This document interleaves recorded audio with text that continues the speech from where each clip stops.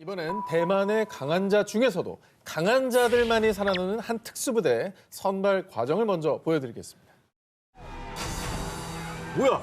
팔이 어떻게 된 거야? 아, 팔이 떠나서 돌밭에서 구르고 있는 거야?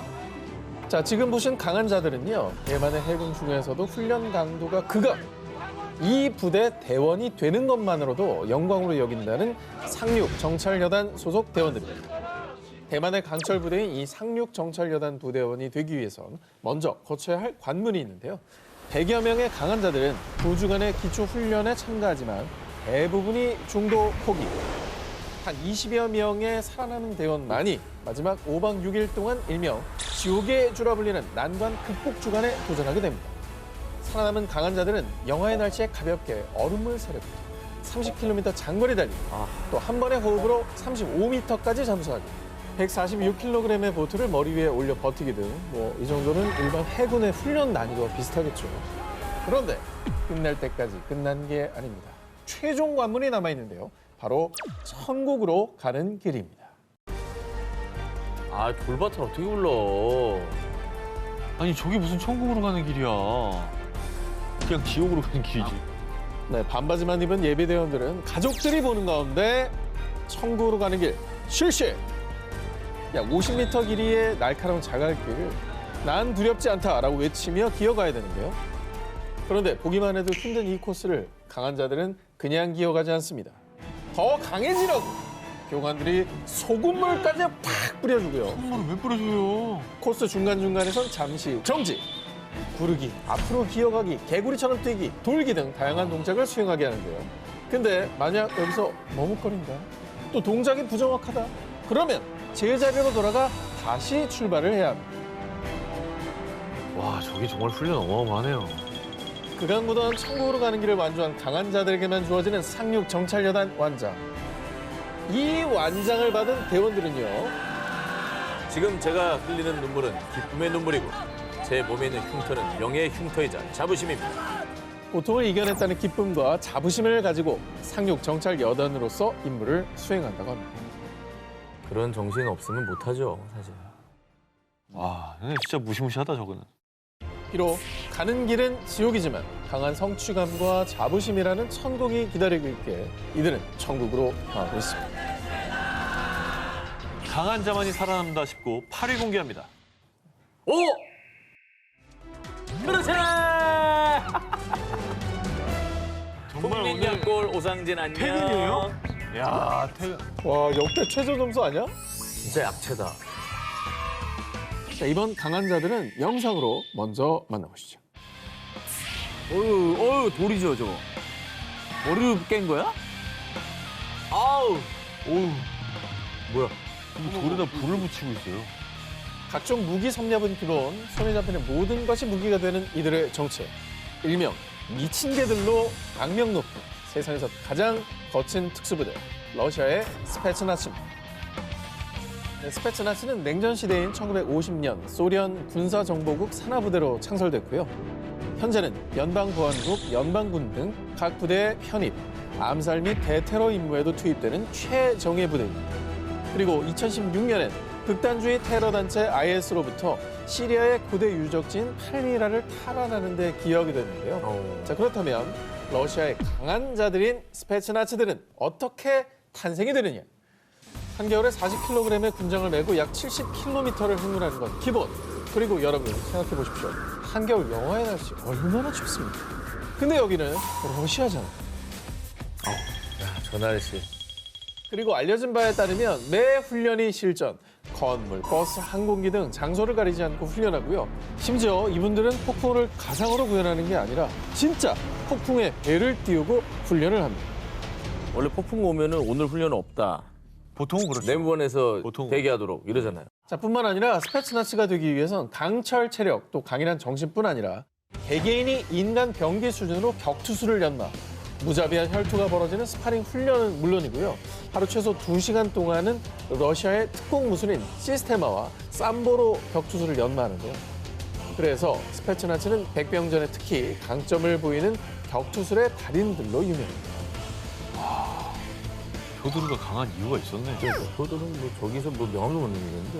자, 지금까지 세상에서 가장 거칠고 과격한 러시아의 강심장들 만나보셨습니다. 강한 자만이 살아남는다 19 7위를 공개합니다. 최정예 첩보부대 인질 구출 작전. 이번에 소개할 강한 자들은요. 특수정찰, 대테러 진압, 인질 구출까지 특수 임무 수행과 첩보에도 능한 이스라엘 육군의 최정예 특수부대 사이렛 메트칼입니다. 1957년에 창설된 사이렛 메트칼은 초창기만 해도 존재 자체가 극비. 1980년대부터 공개적으로 지원자를 받기 시작했는데요. 그렇다고 아무나 사이렌 메트칼이 될 수 있느냐? 물론 아닙니다. 먼저 6일간의 가벼운 테스트를 거쳐 낙하산 훈련만 4개월, 보병 훈련 2개월, 대테러 훈련 5주를 포함해 무려 20개월 동안 죽어라 훈련 받고요. 이 과정에서 사격, 무기 다루기, 장거리 항해술, 특공무술, 전술훈련까지 섭렵. 그리고 마지막 나흘 동안 120km의 험한 산길을 오르는 일명 베레 행진이 기다리고 있는데요. 이 모든 훈련 과정 내내 의사와 심리학자들의 모니터링까지 모든 과정에서 살아남은 강한 자만이 최정예 부대 사이렌 메트칼의 대원이 될 수 있습니다.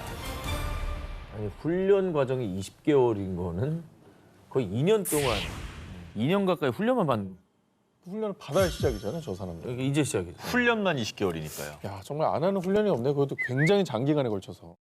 뿐만 아니라 이 최정예 특수부대 사이렌 메트칼이 전 세계의 명성을 떨치게 된 사건이 있었는데요. 1976년 6월 이스라엘 공항을 출발해 프랑스 파리로 향하던 여객기가 팔레스타인과 독일의 테러범들에게 납치.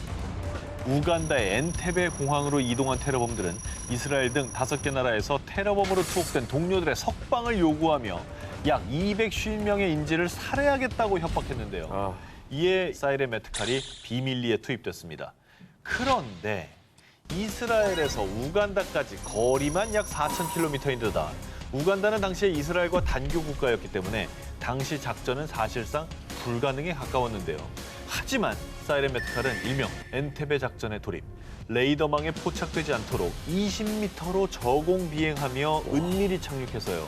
이후 우간다군으로 위장해 공항에 진입했는데요. 신속한 행동력과 결단으로 전광석화처럼 테러범들을 제압, 대부분의 인질을 구하면서 비행기 착륙부터 테러범 소탕까지 단 90분 만에 임무 완수. 20세기 최다 인질 구출 작전을 성공으로 이끌었습니다. 정확히 스마트하네. 고대 훈련을 받았기 때문에 당황하지 않고 기술을 발휘해서 성공적으로 이제 인질들을 구출한 거네요. 강한 자만이 살아남다 싶고 6위를 공개합니다. 백전백승, 무패 신화의 주인공. 이번에 소개해드릴 강한 자들은 1,800건 이상의 작전 투입, 600여 명의 인질 구출에 성공. 이 부대가 투입됐다는 건 그 작전은 성공한다는 이야기.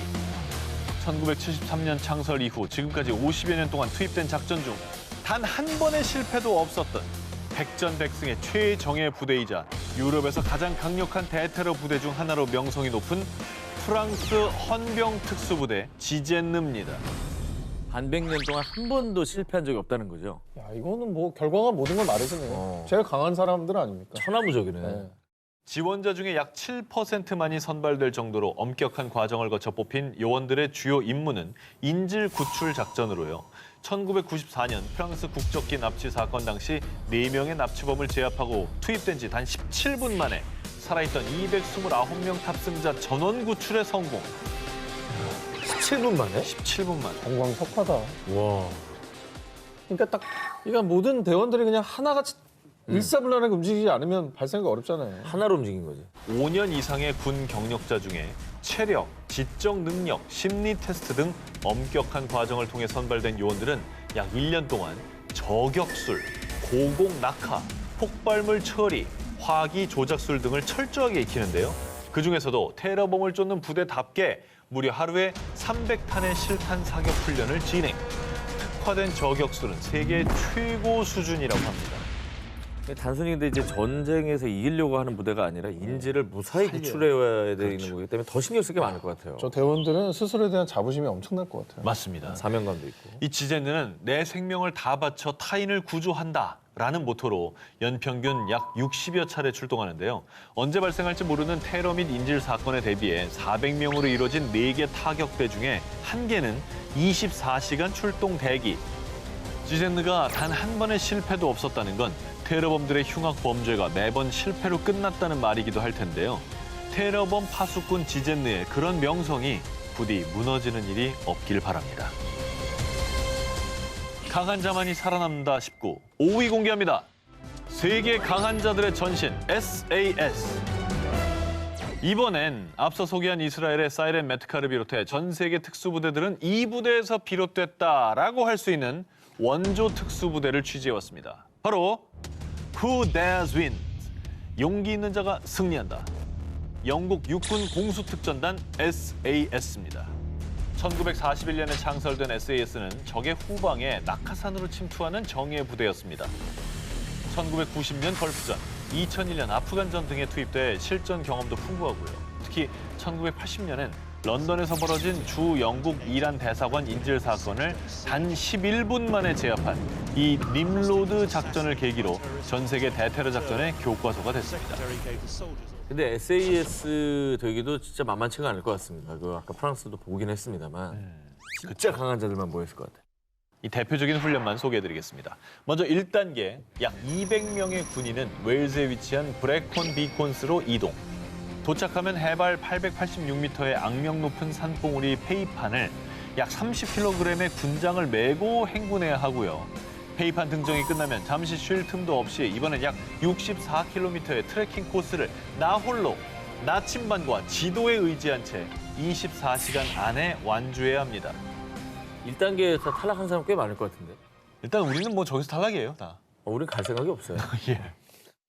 이번엔 정글입니다. 대박. 그것도 평균 온도 30도, 습도 97%인 말레이시아나 벨리즈의 정글에서 무려 6주간 4인 1조로 정글 생존 훈련을 받고요.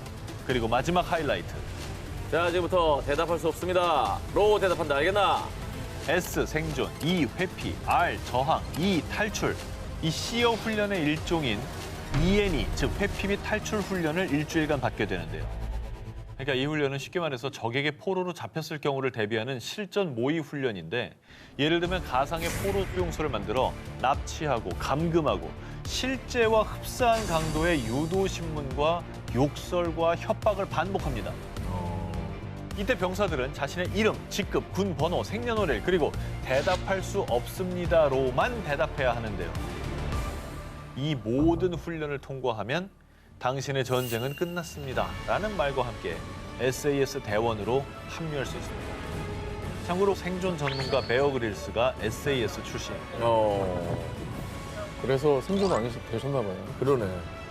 그러니까 막 먹을 거 없을 때 알아서 찾아 먹고 막 이런 것들이 어떻게 보면 저런 실전 훈련을 통해 길러진 게 아닌가 싶어요. 험난하고 거칠고 위험한 SAS 훈련을 보고 걱정하는 두 기자님 같은 분들에게 전직 SAS 교관은 이런 조언을 남겼습니다. 이 모든 과정이 두려우십니까? 그럼 SAS에 지원하지 않으면 됩니다. 대답할 수 없습니다. 전 안 갈게요.